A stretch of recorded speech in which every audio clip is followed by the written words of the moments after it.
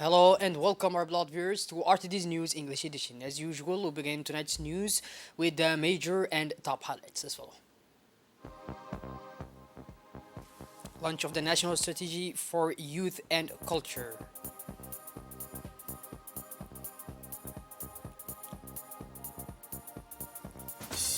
And on the international scene, the cyclone Chenso caused thousands of casualties in Madagascar. Those were the major and top highlights. Welcome back to our newsroom, our beloved viewers. The Minister of Justice in charge of Prison Affairs, Mr. Ali Hassan Bahdon, received this morning in his office the Deputy Minister of the Ministry of Justice of Turkey, Mr. Yakub Mogul.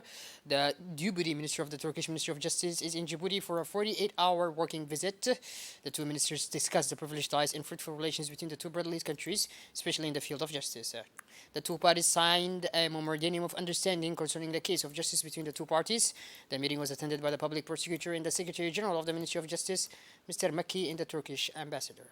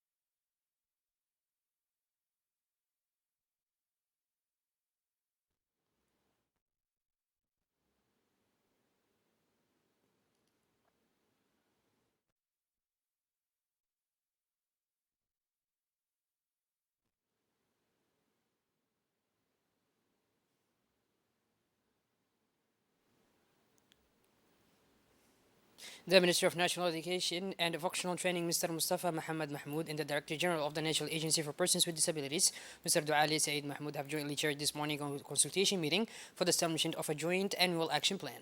The meeting took place at the MENFOP headquarters with the participation of the Secretary General of MENFOP, Mr. Mohammed Abdullah Mahyouba, senior MENFOP staff and the technical team of the AMPH. The meeting aimed to present the main lines and action plans resulting from the National Strategy for the Education of Children with Special Needs. Officials and participants followed presentations on the National Strategy for the Education of Children with Special Needs. It must be said that the numbers are encouraging in this regard. The discussions allowed for the review of the roles and responsibilities in the implementation of the strategy in its action plan.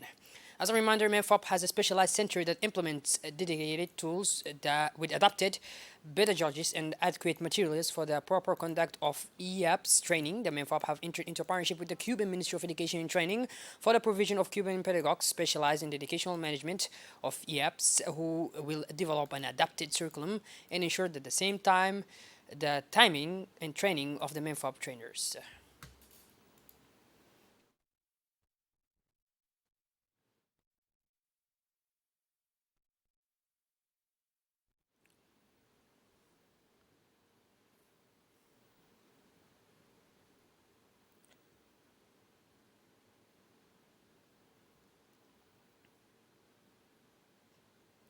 The Director General of the MPH, Mr. Duali Said Mahmoud, stressed that the pooling of efforts on the schooling of the largest number, if not all, children with special needs. As such, he strongly emphasized the synergy of efforts for the universal schooling of children by 2025. The Minister, for his turn, recalled that the care of children with special needs was a priority of the MEFOP, which is carrying out all kinds of action in this direction. He indicated that the mutualization of efforts between his department and the AMPH was taking a long course, as it's a care of EAPs with the variety of their disabilities follows an ascending trajectory. Since 24, he said, reiterating his commitments to put all children on the national territory school. The Committee on Finance, General Economy and Planning met this Sunday, January 25th, 2023, in order to examine the project's draft law number 197/N/23/8L approving the financial accounts of the Djibouti Roads Agency ADR for the year 2019, draft law number 198/N/23/8L approving the financial accounts of the agency of the roads ADR for the fiscal year of 2020, draft law number 199/N/23/8L approving for the financial accounts of the same agency, which is the Djibouti Roads Agency, for the year of 2021. This meeting, which saw the participation of parliamentarians, members of other committees, was led by the chairman of the Finance Committee, the Member Parliament Chairman K. Musa Are. The government was represented by the Minister of Equipment and Infrastructure, Mr. Hassan Muhammad Ibrahim, and the Director General of the aforementioned agency, Mr. Subani Said. After a discussion and exchange, the commissioners issued a favorable opinion and forwarded the above mentioned financial accounts for adoption at the public session of the National Assembly. The Minister of Social Affairs and Solidarity, Mrs. Ulufa Ismail Abdu, took part this morning in the opening ceremony of the 42nd meeting of the Council of Ministers of Social Affairs of the Arab countries focused on the rights of the disabled in the fight against multidimensional poverty in accordance with the Plan of Action for Sustainable Development 2020-2030, which will be held on January 25th, 26th, 2023 in Doha, Qatar. Under the auspices of His Excellency Sheikh Khalid bin Khalifa Al Thani, Prime Minister and Minister of Interior of Qatar, the 42nd session was chaired by the Minister of Social Development and Family of the State of Qatar, Her Excellency Mrs. Maryam bint Ali bin Nasser Al Misanid. Minister Uluf Ismail Abdo was accompanied by Her Excellency Ambassador of Djibouti to Qatar, Mr. Dayab Dubad Roble, as well as Mrs. Hudan Musa Ahmed and Mr. Eltere Mohammed Kaid. On the 25th of January 2023, which is today, the Ministry of Youth and Culture organized a workshop to launch the National Strategy for Youth and Culture at the People's Palace. The event was led by the Minister of Youth and Culture herself, Dr. Hibu Mumin Asowe, in the presence of several personalities, including the UNDP representative, Mrs. Emma Ungwano, the Director General of the National Agency for Persons with Disabilities, AMPH, Mr. Duali Said Mahmoud, and various secretaries generals, technical advisors, and directors. The workshop, entitled Resituation and Validation, aimed to present and validate the National Strategy for Youth and Culture, which aims to promote the participation of young people in cultural and social life, as well as to strengthen their employability and civic engagement. During the workshop, Mrs. Nguano stressed the importance of investing in youth as the engine of development and emphasized the role of UNDP in supporting the implementation of the national strategy. Mr. Duali also stressed the need to ensure inclusion and accessibility of people with disabilities in the implementation of the strategy. The workshop was an opportunity for stakeholders to discuss and provide feedback on the strategy, which will be used to guide the implementation of youth in crucial and cultural events in the coming years. The strategy aims to ensure that young people have access to education, training, and cultural activities, and that they have the opportunity to participate in decision-making processes and contribute to the development of the country. The Ministry of Youth and Culture, with support from UNDP and other partners, will work to implement the national strategy and ensure that young people have the opportunity to realize their full potential.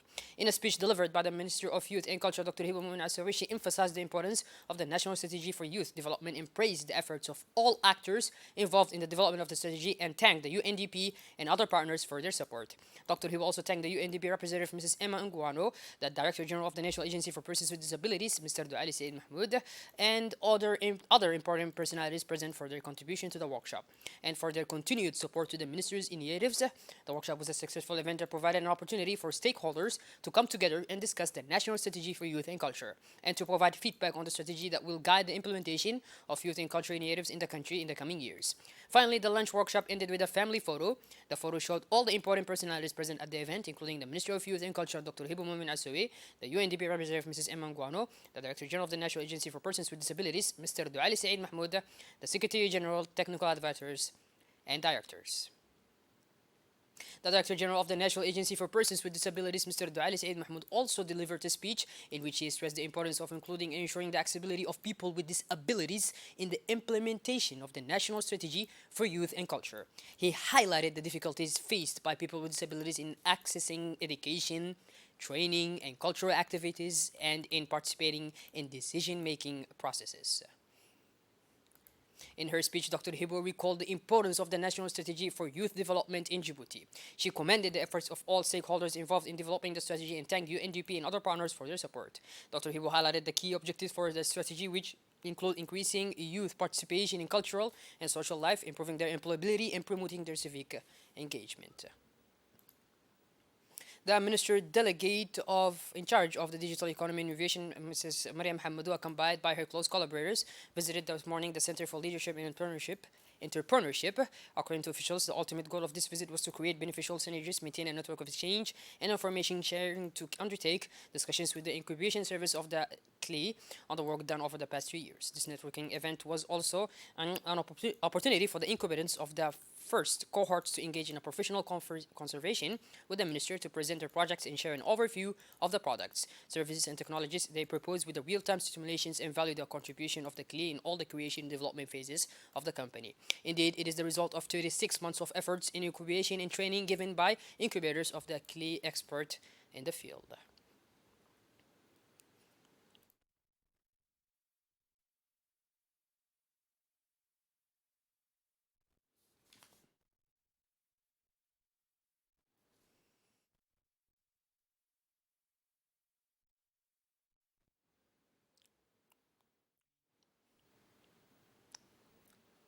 The conference room of the Regional Council of Obo hosted an important meeting to prepare a solidarity concert initiated by the association Tikibilete in favor of two great artists. Indeed, this event, scheduled for Friday, January 27th at the sports complex of Obo, is dedicated to Ahmed Mohammed and Ibrahim Muhammad Shihim, who's also known as Amanda and Ibrahim Somali, who have health problems. The meeting, chaired by the President of the Regional Council, Mr. Muhammad Hamad Ismaili, and the Deputy Prefect, Mr. Muhammad Awad Muhammad, was attended by representatives of civil society. In his introductory remarks, the President of the Association, Abdul Qadir Muhammad Sheikh, himself thanked the audience for its presence and its full commitment to their side for the success of this solidarity support. In his speech, the Deputy Prefect did not fail to welcome this noble initiative, this solidarity, and asked the participants to transmit the message to the population and mobilize as one man to be in solidarity with Amanda and Ahmed Somali and Ibrahim Somali. And for the President of the Regional Council, he welcomed the initiative but also the solidarity of Ubuk people towards their icons in the world of songs. Mr. Muhammad recalled that everyone is committed to making this solidarity concert a success. He urged all Djiboutians in general and Ubuk people in particular to support our stars who have made us vibrate to their rhythms a lot. The Regional Council of Dikhil has carried out in its headquarters the first edition of a sponsorship operation for the purchase of textbooks and payment of access fees of 50 selected students of the 6th grade of the College of Dikhil from poor families or orphans. It was in the morning that the ceremony took place with great pomp and ceremony, chaired by the President of the Regional Council of Dikhil, Mr. Mahad Hussein Ahmed, in the hall of the Regional Council in the presence of the Inspector Head of Education Service of Dikhil, the Principal of CEM, local elected officials of the region, and the Parents Association of the college and the parents of the beneficiary students. This initiative of schooling assistance to students from poor families was highly appreciated and welcomed by the participants, who also did not fail to praise the will and courage of the President of the Regional Council of Dakhil.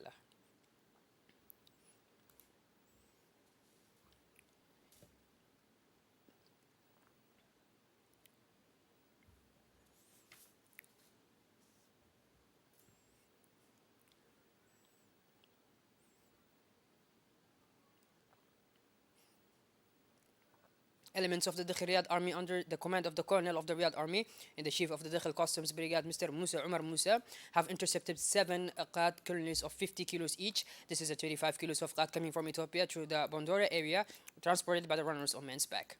Recalling that these operations were carried out under the authority of the Dakhil Customs Brigade officer, Mr. Musa Umar Musa, and the Colonel of the Dakhil Riyadh, the Director General of Customs, and indirect rights, Mr. Guled Ahmed, addressed his warm congratulations to all the elements of the customs and military of Dakhil for their cooperation to the success of this operation, to fight against smuggling, in particular the chiefs of the Army Corps Riyadh of Dakhil.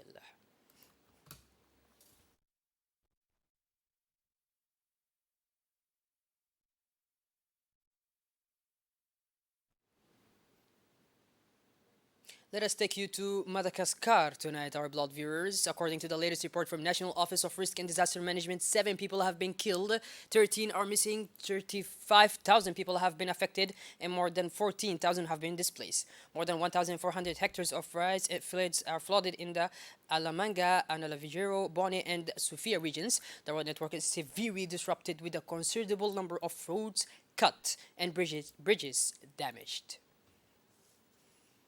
Well, by this, our loved viewers, we finally conclude this edition. Thank you for being with us, and make sure to tune in later for more. Have a wonderful evening. Thank you once again.